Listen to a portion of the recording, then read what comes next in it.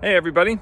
So I just replaced the mirror on this 2009 Subaru Forester, and I'm going to show you the whole process.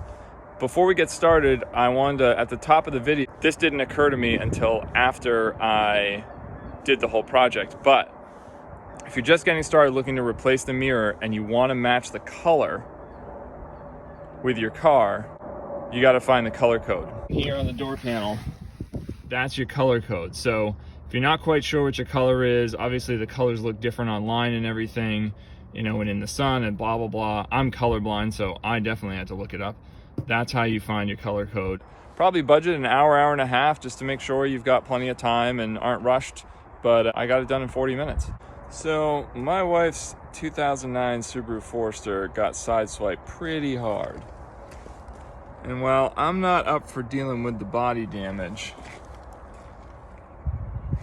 I am gonna replace the mirror. Because I looked it up, this is actually pretty easy. And I'm gonna replace it. So here we go. So in the door here, there's the little panel in the handle there that hides the screw. We're gonna take the little flathead, pop that guy out. Little Phillips in there.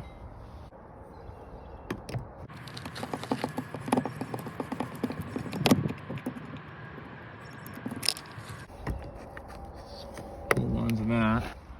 Okay, and then in the door handle pocket, I'll use the knife tip actually because it's a little more precise. Pop that guy out. There's another Phillips in there. This is basically going to loosen the door panel.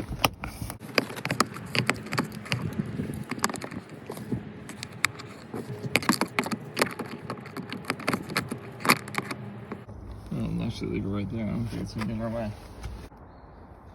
So now with those two screws out, we should be able to take this part of the door panel, just pop it back so that we can see in here where the mirror attaches. So all I did was I just pulled on this sort of gently and sort of worked this out.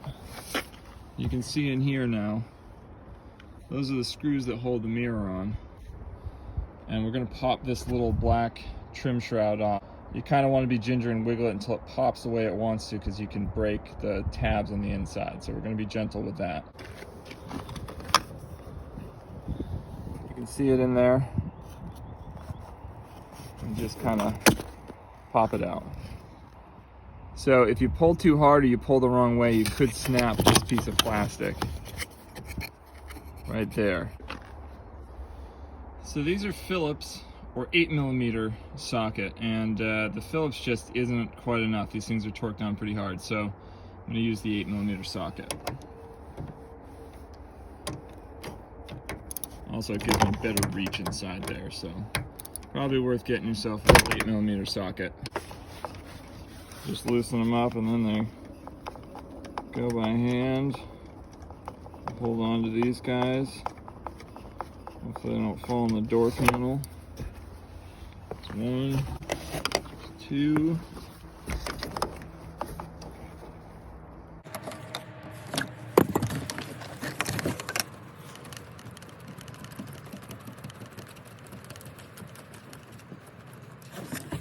All right, our screws are out. And then I'm gonna unplug this guy somehow. So I'm gonna show you on the new one. So this is the plug, and that right there is a little button that clips it in. So to get the other one out, that button's right there. So I gotta do this with two hands, but I'm gonna pull on the plug while I depress that button. Oh yeah, there we go. Oh, I got it just with my nail. Oh, a little awkward for the hand, but so that thing's out. So now this trim piece should come free.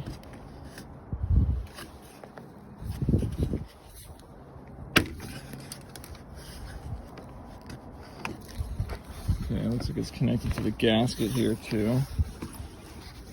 So we'll just pop that free. There we go. There's that piece. All right, so now had a replacement mirror, and this is what I could find for fairly cheap. It's a refurbished. Clearly it's got dings on it, but it's better than no mirror. But you could probably find yourself a factory one or something. So it's got gaskets already on it and everything. It looks like I'm gonna need to take the little button that I just took out of that gasket to go into there. But this should just pop right in.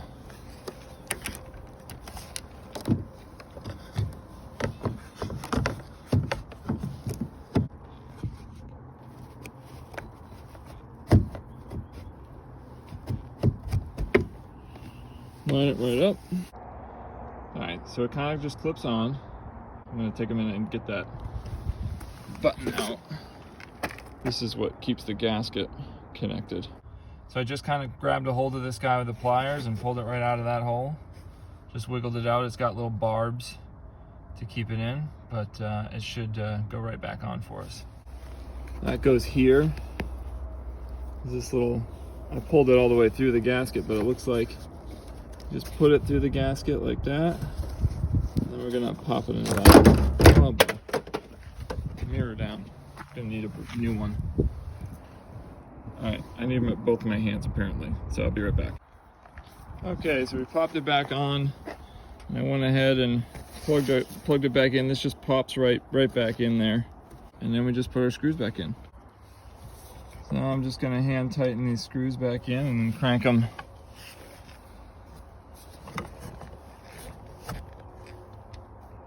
with the socket.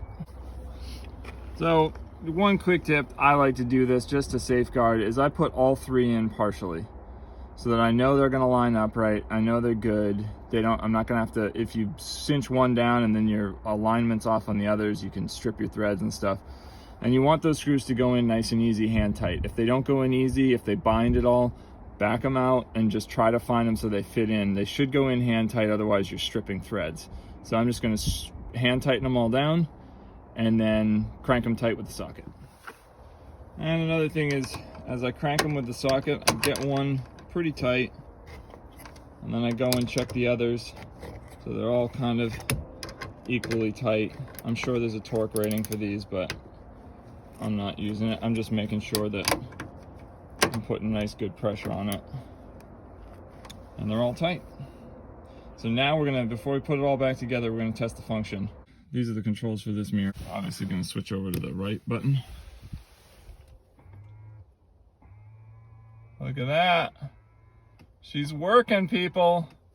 We got a new mirror. So now we just gotta put our trim piece back together and everything. I just shut the door gently so as to not crush everything. But we'll just put that all back together and we'll be good to go. You're just gonna wanna watch that your window gasket there, you know, lines up how it's supposed to. So just be, you know, sort of gentle with the whole thing as you pop it back together, and then you're gonna be looking for, oh, looks like I did have a little snap. So this little guy goes in that slot there, and then it goes into that hole there. So you want to watch out for pieces like that. Looks like I shut the door a little too hard and crunched. It's always something. I noticed another little thing is that when I did pop the panel out, that plug stayed in. It's supposed to be in that pocket. So I'm gonna pop it out of the door, the metal door, and pop it back onto the trim piece. Might as well show you all my misadventures because this could all happen to you. So I popped that guy out, but I didn't have a good handle on it. So you can see it dropped down into the pocket of the other one below it. So now I've got to fish that guy out. Okay, so now I've put it back into its home, and it turns out that the one that I busted up here won't actually really work in this scenario. So I'm going to try to put the door panel back together for now. So I'm going to see if I can find these online somewhere and try to replace it. But for now, I'm just going to pop it in so that at the very least there's maybe some alignment or something. I don't know. It's not really going to clip, but it'll do that. All right, so now I'm going to, starting down here, I'm going to pop that low one in, and then work my way up to this one, and then towards this, and then again I'm going to make sure that this whole gasket lines up the way it's supposed to. See if I can show you what I'm talking about.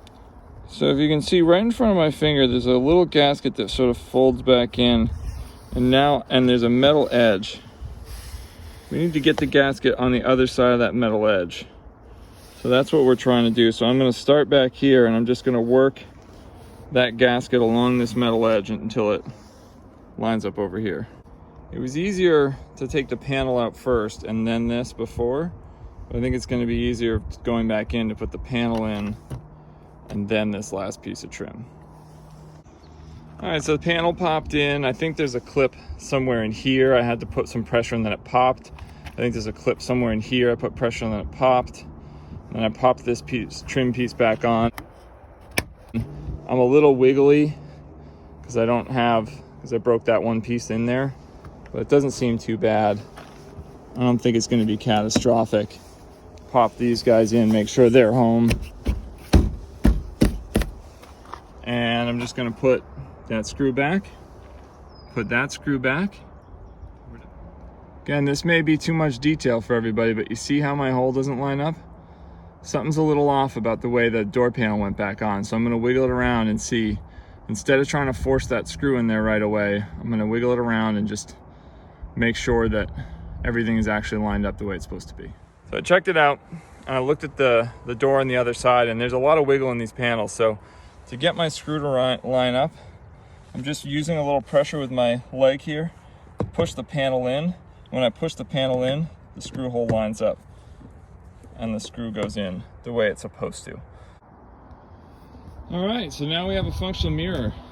Big reason I did this is, insurance is going to cover all the body damage and everything, but they were like over a month out, and I just didn't want to be driving around forever without a mirror. It's not safe, and it looks like hell. So anyway, I looked it up online and found the part. There's a bunch of places you can find. I think I got this one eventually off eBay. All right, everybody, I hope that was helpful. I hope you have as easy a time as I did with it. We had a couple of mishaps here and there, so some stuff to look out for. Maybe you don't repeat the mistakes that I made, but I think the stuff that I did fuss with is going to be fine, and I'm going to try to find one little part that broke, and it should be okay. But we have a functioning mirror. We're safe to drive again, and it took me 40 minutes, this whole process. And that was fussing around with the camera too, and gathering some tools and a little bit, but that's all it took. 40 minutes for me to replace that mirror. So it can probably be done in half the time if you really know what you're doing, or maybe even after watching this video. So pretty easy, and it's going to save me a little bit of money on the insurance side, and we're safe to drive.